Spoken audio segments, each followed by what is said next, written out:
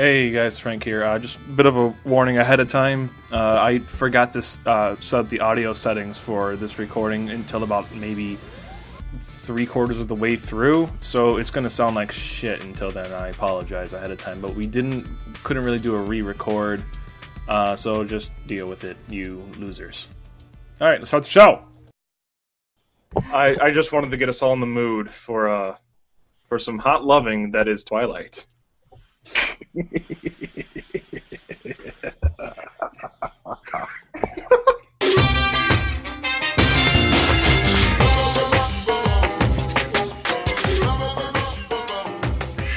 Sarah, how are you today?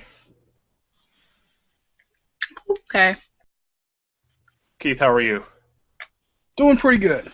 That's awesome. Ladies and gentlemen, welcome to Tales from the Fic, Episode 3. Today we are finally doing what we have been planning on doing, Twilight. With me today is Keith. Get on my level, plebshites. As well as the wonderful Sarah. I have pizza rolls. Sarah's got pizza rolls, and I am your host, Frank Margelina. So... Am I just a chopped liver over here? Or yeah, pretty much. And with us today is... I'm Kristyn. This is Kristyn. Kristyn is going to be reading a story that she wrote because she got very drunk last night, which seems to be a running theme for this show, people getting very drunk the night before we record. And she wrote a story and also fucked up my shopping list. Maybe I'll read that out. All right, so Sarah, you said you didn't have a story prepared, right?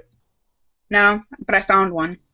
That's fantastic. All right, so you're going to be reading out our closing story, our fan fiction of the week. All right, so who would like to go first? Keith, I nominate you. Yeah, okay. All right. Having not read or read the books or watched the movies, I only have trailers to go from, so that's what I'm going from. All right.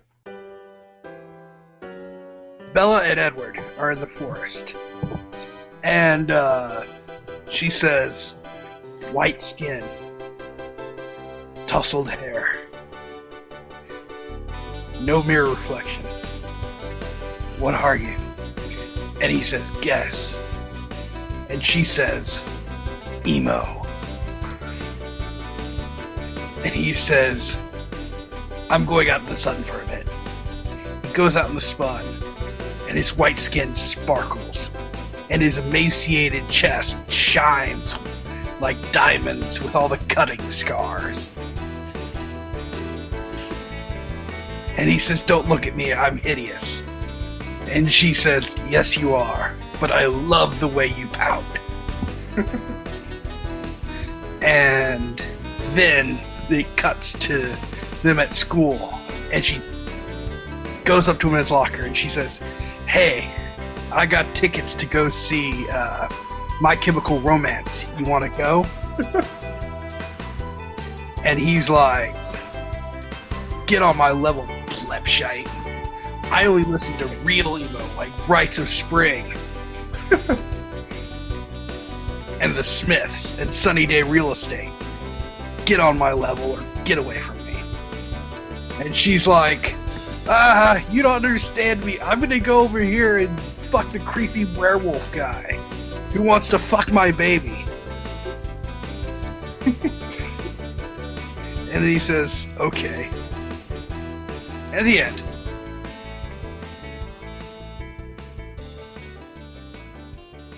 I liked it. No Shrek this time. No Shrek. I actually was a bit surprised. I thought we were going to go in like, they're not going to expect me to do Shrek this week. I thought it was pretty good. That was truly beautiful. It encompassed the entirety of what Twilight is. I am hard. From how romantic that was. I guess I can go next. So, mine's not... I've decided to step away from sex for this week. First week we did, Guardians of the Galaxy. Second week I did Pokemon Erotica by Frank Margarella, age 5. I thought, you know what? enough of the fucking. Cut the fuck. Mine is not so much of a fan fiction as it is my hopes and dreams to one day remake the Twilight movie. I call it Twilight Director's Cut. With me as the director, of course. Okay. So, the movie opens up. It's a cloudy day, as you'd expect in the American Northwest. And enter scene is Bella Swan, played, of course, by Jack Black.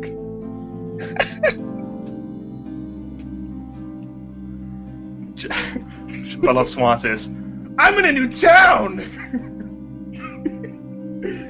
Here in the small town of Seattle!"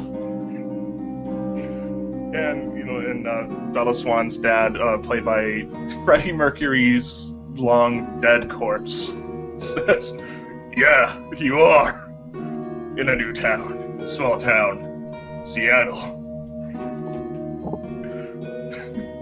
So, next day, Bella Swan, the beautiful vixen she is, she goes to school, new school, so no one knows her. She's, of course, very unpopular, despite the fact that she's so very attractive and incredibly sexy. And there in class, in her possibly biology, you never know these days in high schools, is someone who doesn't look like they're a teenager, but they're playing a teenager. This is a movie, right? It's Steve Buscemi playing Edward Cullen.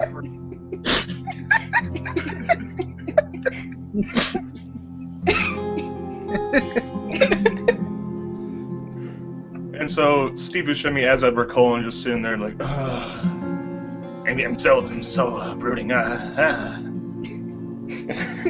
And then Bella Swan looks like, "Wow, he's hot!" And then he kicks an apple in her face. Which, of course, Bella Swan responds to it by going, "Ooh, I'm right fucking wet for that." Scene 2.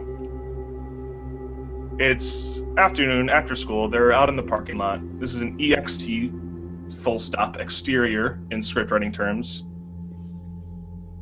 Bella's outside in the parking lot, tying her shoes or something. I don't fucking know. Maybe she dropped a sandwich. She's eating it off the floor.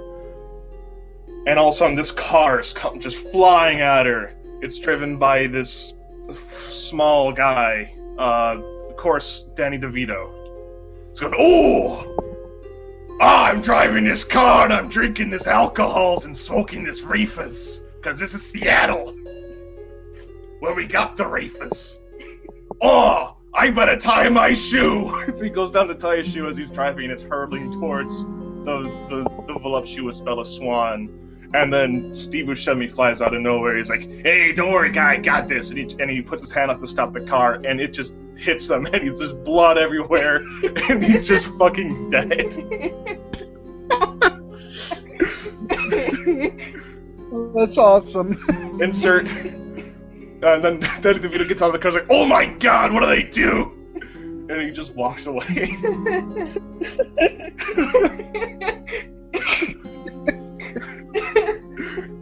Insert Jacob, the ripped, sexy Native American man, walks up to Bella's like, "Hey, you okay?" Of course, Jacob is played by Brendan Fraser.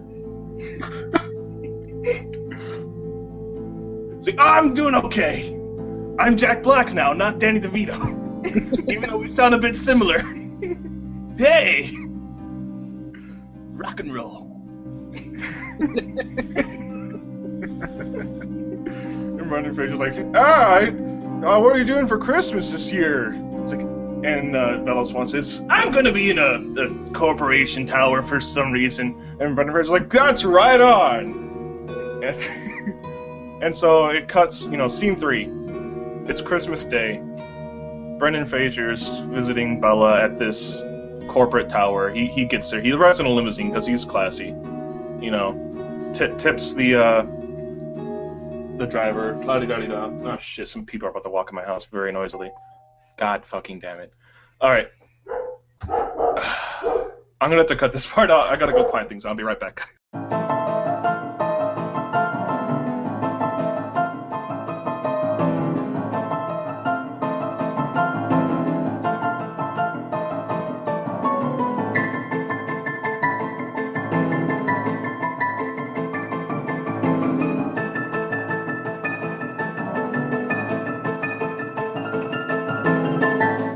Are you guys still there? We're still here. You didn't leave. You didn't like throw your berets on the floor like, "This is unacceptable," and walk away. I come here to do a proper podcast. Oh, this is bullshit. You just walk out of the house. All right. So, scene 3, Christmas Day.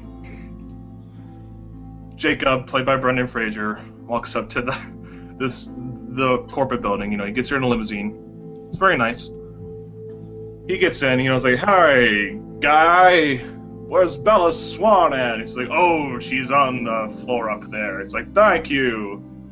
And he goes up, and he gets up. There's a Christmas party going on, and he's talking to Bella Swan, and she's like, "Oh." I don't know why she sounds like that now. This is Jack Black trying to really play feminine. "Oh, I'm Bella Swan. There's some guy here doing cocaine. Look at that. That's funny." And then they're like, whatever. So they go to so Brendan Fraser's like, "Oh, this is great. I gotta go take a shit right now." And he goes off to the bathroom to take a shit. And if you know Brendan Fraser at all, he takes off his socks, shoes, and pants and underwear. Just takes them off completely and sits down on the toilet. And, you know, he poops for a bit. Cut to the party room, where people are having a Christmas party. Bong! The elevator opens. Out steps Germans. Hans Gruber has come to the Christmas party. "Oh no," says somebody, and then Hans Gruber, who is of course played by Kristen Stewart, says, "Yes, I am here to do terrorism, probably," says Kristen Stewart. And they start, like, firing guns and everything, and Brendan Fraser's like, "Oh, no! They're shooting guns in there! I gotta get out of here." So he still has to pinch his shit, but he needs to get out of there right now. So, like, while they're checking rooms, he quickly runs out to the fire escape. Still completely, like, pantsless. There's, he's wearing a shirt and a tie. Very nice tie, in fact. It's, red and striped. It's very, very nice looking. Very nice shirt, too. Nothing else. And he's, like, has to walk awkwardly because there's a poo turtling between his butt cheeks.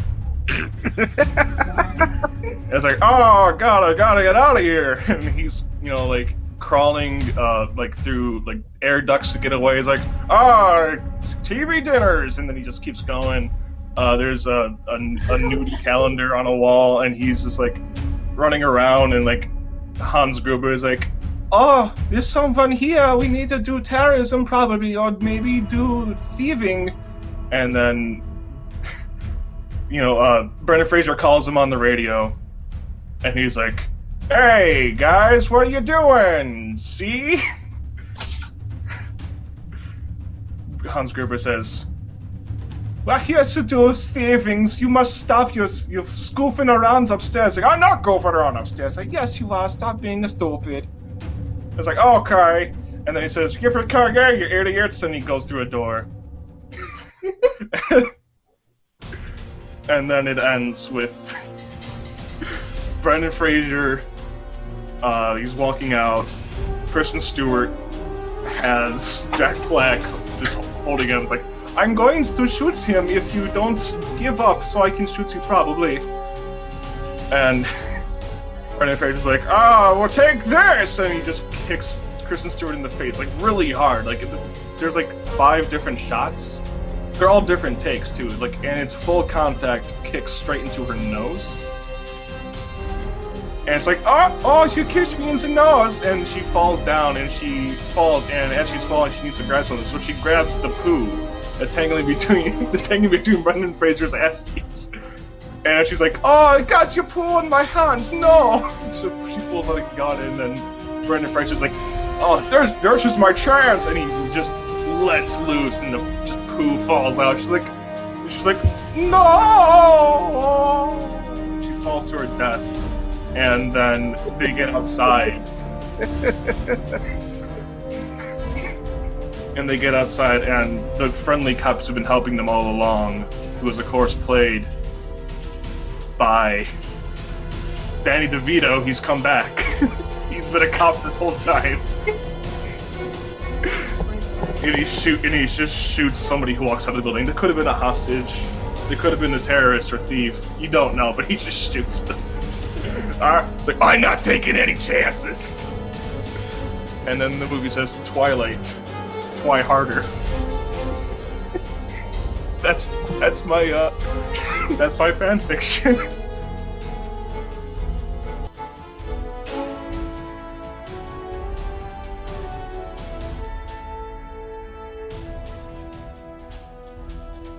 I did not expect that turn of events. No. That was as weird and twisted as anything Jim has ever done. Honestly, that's just how Twilight should have been, in my opinion. I really like Die Hard. Oh, that's not obvious at all. It's my favorite movie. Oh, okay. Now we got Kristyn's story, which she wrote last night while under the influence of toxic chemicals. Okay. So, Kristyn, would you like to begin? I guess so. Speak nice and loud. Right into the microphone with your mouth face. Okay. It's called Twilight, the truest story. Once upon a time, and wherever the fuck Twilight takes place, there was a young woman named Bella Swan and her best friend, Kat Dennings. They were high schoolers, so you know that they are hip and cool, but not lame-ass squares.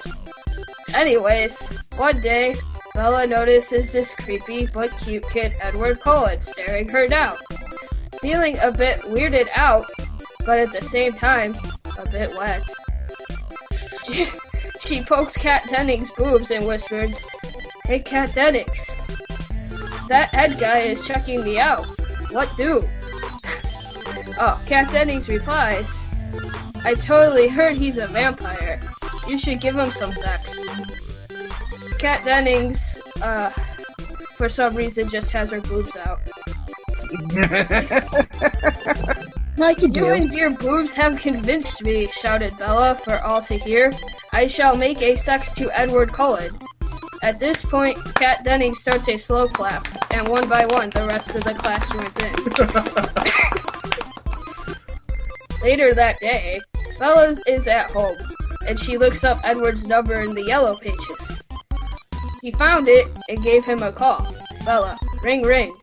Edward, hello? I just want to point out that in the script it has Bella's dialogue as ring ring. It's not just a sound effect. Okay. Bella. Hey, this is Bella. You down to fuck? Ed, sure.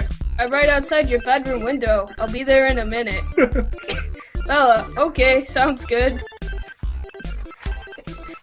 About 35 seconds later, they are in Bella's room. They start making out really awkwardly, and Bella touches his penis a bit. But alas, the vampire boy just could not get hard. Finally feeling fed up, Bella asks, "Ed, why can't you get hard? I thought you wanted a sex." Edward sheepishly replies, "I do, but I am a vampire, and I have no blood flow. Therefore, it is physically impossible for me to get an erection." Bella stares at him with pure hatred in her eyes. Oh, I guess this was a colossal waste of time then. He then goes over to Kat Dennings' house, and her and Kat Dennings scissor. A lot. The end.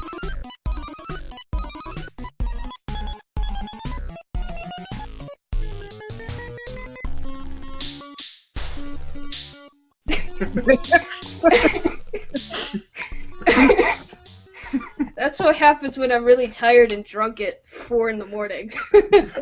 I want to read out the. I don't even remember doing this either.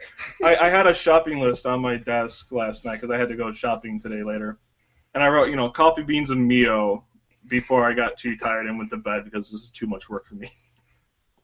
She writes, as an addition, anal beads, a dildo, vibrator, a hunting knife, anthrax, an Ethiopian child, an alligator, weed, ecstasy, spelled E-X-T-A-C-Y, the cure for Ebola, an EpiPen, scat porn, an alcohol, and a plea bargain.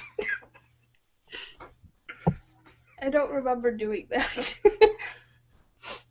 But there it is. Yeah. So Sarah, would you like to go? I also forgot to set the settings to studio, so now it's at studio, so it'll sound good for Sarah. The rest of us might sound like poo. So Sarah, you found a fan fiction on the internet, have you? Yeah, because I never have time to actually write stuff, so I'm just going to find shitty fanfics that amuse me. Alright, that works for me. There's a shit ton out there. Really? Fan fictions of Twilight? You don't say. I know. Bad Twilight fanfiction. Well, isn't that what 50 Shades of Grey is?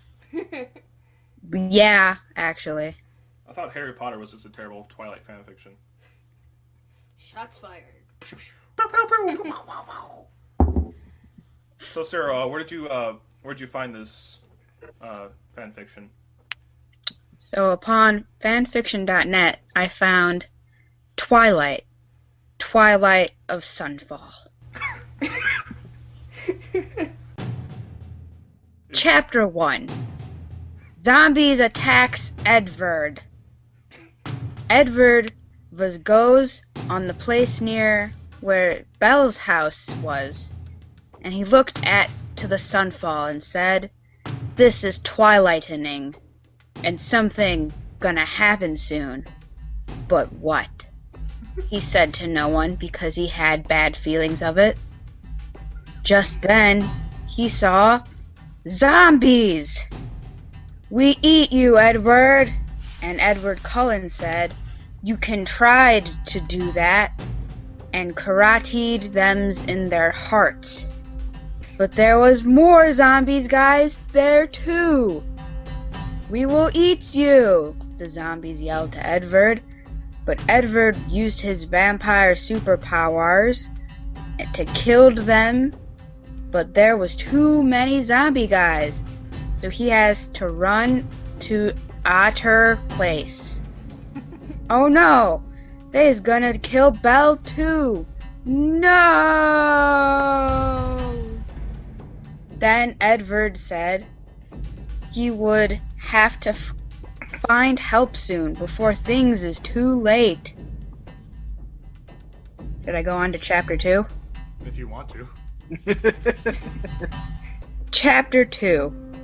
Cullen finds help. Or does he? I guess we'll find out. Cullen now runs to some place and has to find himself some help. So he snaked into the airplane that good to Bulgaria. He had heard the rumors Tat lived there in a place called Transylvania. There, and had to go see if it's true or Belle is gonna be killed by zombies.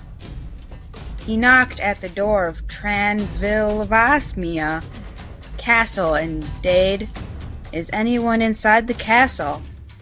And Dracula opened the door and said to Edward Cullen, "I am Darkula. Who is you?"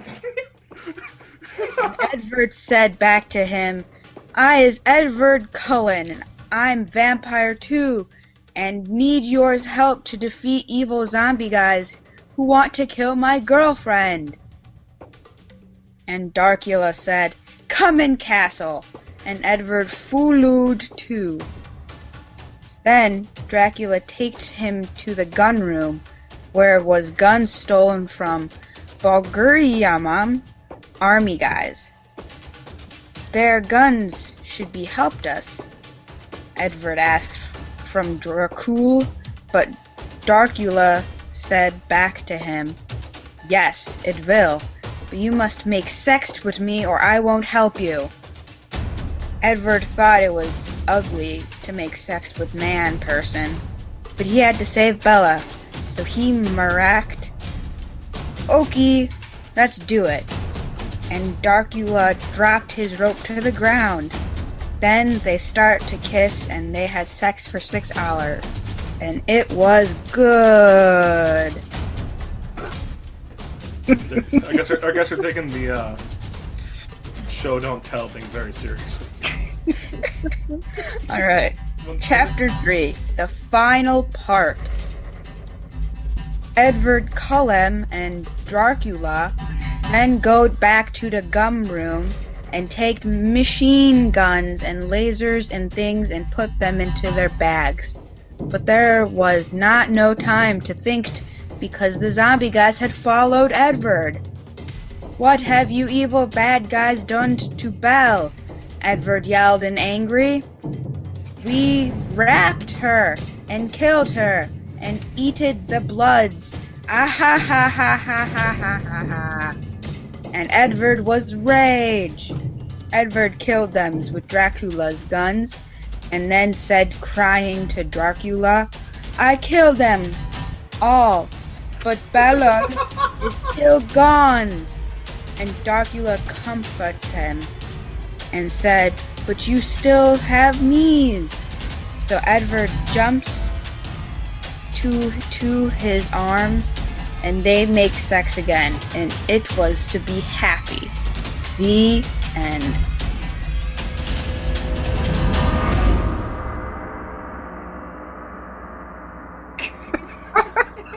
One thing I really liked about this one was how they set up questions and they answered them, you know, like, will Edward find help?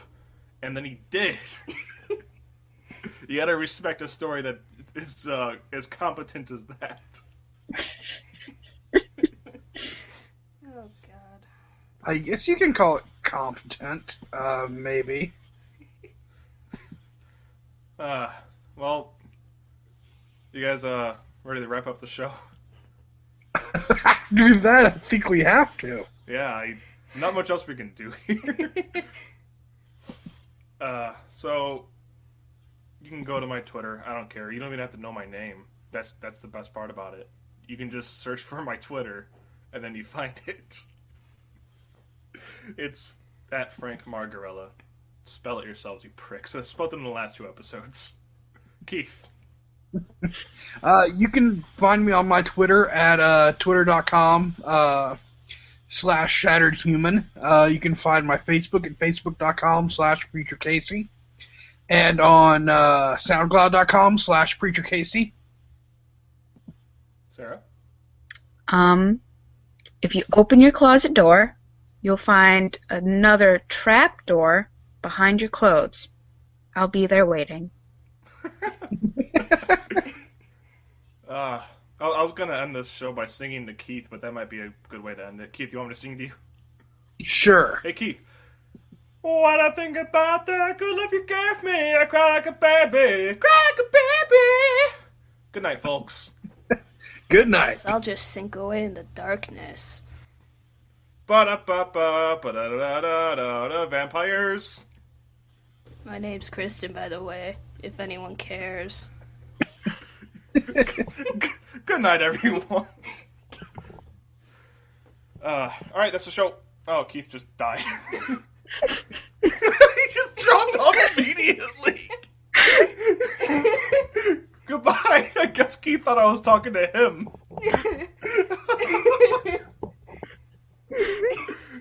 Oh, God. This was fun. Thank you for joining us, Sarah. Okay. I think I got a message from Keith. Good job. Oh, this part's staying in the show.